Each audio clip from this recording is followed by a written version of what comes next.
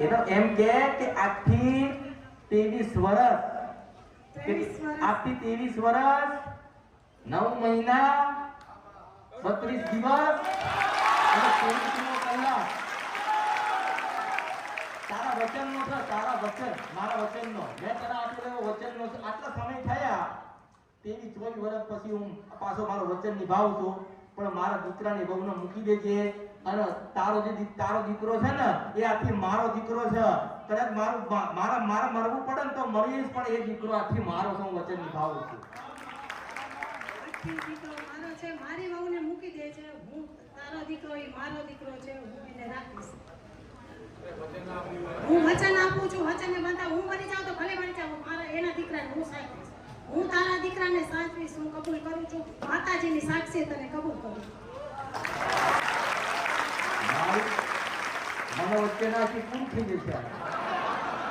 મને શું કરવાના સાક્ષી હું એને વચન એક સમયે મેલી જતી રહે ભગવાનના ઘેર, હું તને ના મેલું કોઈ દાડો.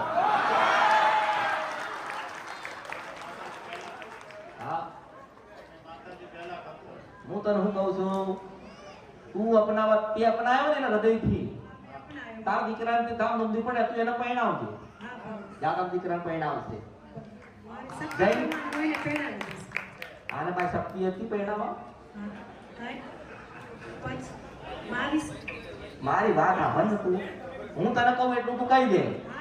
તારા દીકરાને હું પરણાવીશ, અહીંથી પહેલા એને હું બાદ ભરાઈશ અને મારો દીકરો છે એનાથી વિશેષ પ્રેમ કરી છે. હવે તું રાજી છો? એ રાજી છે એમ કે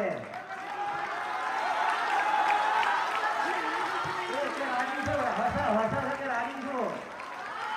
યા તારે ઈથી પછી આમ લઈ પાછી નીકળી માતા છો.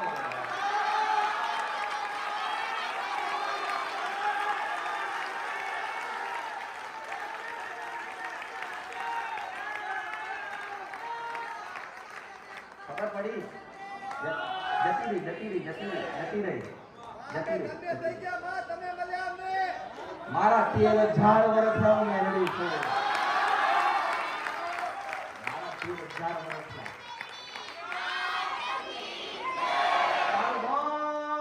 મટી ગયો.